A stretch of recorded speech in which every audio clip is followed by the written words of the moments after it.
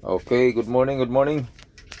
So may gagawin tayo ngayong tutorials dito sa ating Rain Performer. So i-adjust natin yung resistance ng I-adjust ko yung mas ano yung ko pa to para magiging magaan siya. Kasi medyo na bibigatan pa ako pati itong mga faders na to. Okay, let's go. Tatanggal na natin yung mga Screw. 5 screw. Alright. So gagawin nyo, tanggalin nyo lang to. Wala namang problema kahit Basic. magka ano yan eh. Rumble-rumble. Pare-parehas na mga kalalaki yan. Basic lang yan. Brand new yan mga lodi ah. Tanggalin nyo to. Yan. Brand new Yan yan. yung ano, yung mga faders niya. So yung default pala, factory default, medyo makunat pang ganun. Ito yung maganda ngayon sa bago. Yan. Hindi siya katulad ng mga fader na usual sa mga controller na built-in o kaya soldered. Ito kasi hindi. Kaya may railings yun. Kaya makikita nyo sa mga battle mixer, ano to, malalambot yung dito dahil ganito yung mga ano niya, orientation. Ano ba yun sa sa iba? Yung sa iba kasi walang mga railing na ganito. Bali carbon siya direkta. Kita mo sa mga off-ball yung fader. Ngayon, kung gusto niyo luluwagan at medyo magaan sa feeling nyo, ito yung magnet na kasi, yan. Magnet na to. Kaya tinawag siya na Magvel o Mag4, Magnetic 4. So tatanggalin mo pa yung... Hindi, i-adjust lang to. So, dyan. Adjust ko lang sa isang... Parang nag-adjust ka ikot lang ng air. Ayun. Parang sa Diba, motor mas lang nagumaan na pa oh. Oo, kasi yun yung nag-hold. Oh, ito. May magnet kasi yan sa loob. Kasi to, pwede ko itong adjustan ng... Pero malambot na yung mga 4 faders mo. Papalambutin mo pa. Papalambutin ko pa. Isang pihit lang. Isang ikot lang. Isang ikot lang po mga ka-DJ dyan. Oh, yun. Oh, ano yun mo? Oh, sa kabila. Tapos yung isa. Oo nga, Diba? makunat tong isa. Ito, sakto yan. Oo, isang ikot lang ang ginawa mo. Isang ikot. Okay. Pwede ko pang ikutan to ng isa eh. Mga half siguro. Hanggang dito na siya. Yun.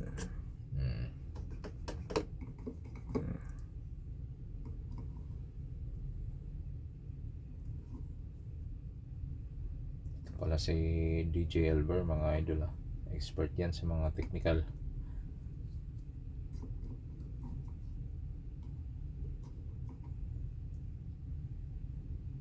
Wala kasi tayong ano eh. Wala tayong malapad na screw eh. DIY lang kasi gamit namin ngayon.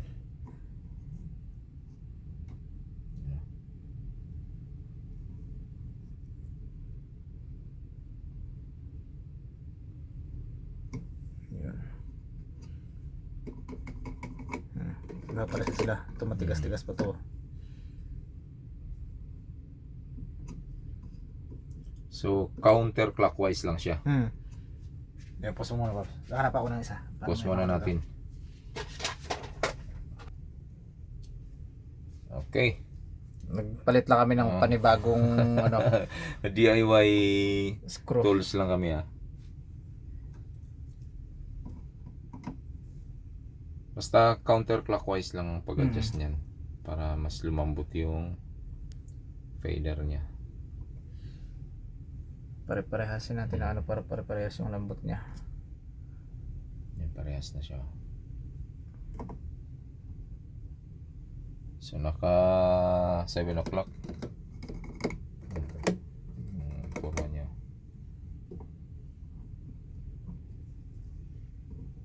Bago po to Rain Performer natin. So magkano ang halaga nito, Paps? 1,483. Anong 2,000 pala. Sorry. $2,483 US dollars.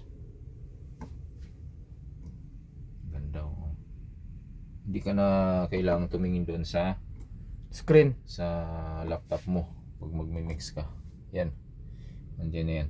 Ito yung left deck niya. Ito yung right. Yan o. Yan.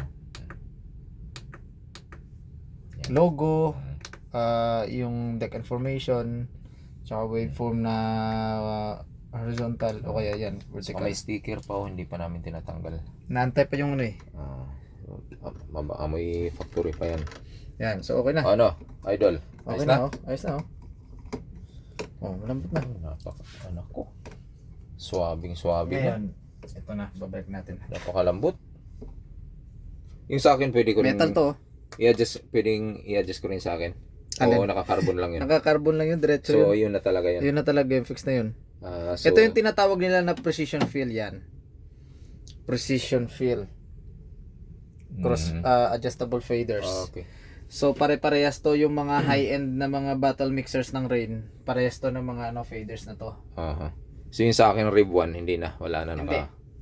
Okay. Usual lang na yung Pops na fader. So, yan ang nakaganda nito. Hmm. So, yun lang po. Kaya mahal. Mamaya, pagka nabuo na yan, post muna natin. Oo. Okay. So, nahigpitan na natin yung screw. So ito pala mga mga idol. Kaya nakikita nyo to parang may tape na to. Nilagyan talaga to ng tape kasi on the way pa lang yung yung skin nito. Aha. Kaya para at least protective yung Ngayon, nga pala. Ito ba, ano ba to? Scotch tape lang? Oh, scotch tape. Nga pala, na nyo na nakaangat na to kanina kasi naiangat na nahuli lang yung video. So sa pagtanggal pala nito at pag anong tawag nito? Crossfader cap. Aha. Nyo lang, dalawang kamay nyo o kaya sa sa kuko nyo, gano'n nyo lang, medyo pinch out nyo lang siya. Aha. Tapos pagbalik, nyo lang. Yan, ganyan. Tulak lang. Oh, tulak lang. Wala naman siyang delikado kasi smooth naman yung pagbalik niya. Kasi natatakot ako sa akin, baka masira ako. So, ganun lang pala. Yan, ganun lang. Medyo gentle lang yung pag nyo. Pahawak. Wow. Di ba? Mas lumambot pa. Oo. Mas masarap kung malambot. O yan. Ganyan lang pala siya. So, huwag kayong matakot. Huwag kayong matakot na pag kaibigan. Pag magtanggal kayo ng crossfader cap. Tsaka up Napakasimple lang. fader cap. Yan na. Yan na. Okay. All right. Okay. Ayos. Okay, maraming salamat po sa Ayan, thank you for watching sa ating tutorial ngayon. Yan. O, diba? Ito pa ang nakaganda Nagbabounce mas- sa kala mo ano siya yung may bola Mas, Kaya pagka nag-scratch nag-scratch ka, pag bitaw mo, babalik din yan. Yun lang po. Salamat.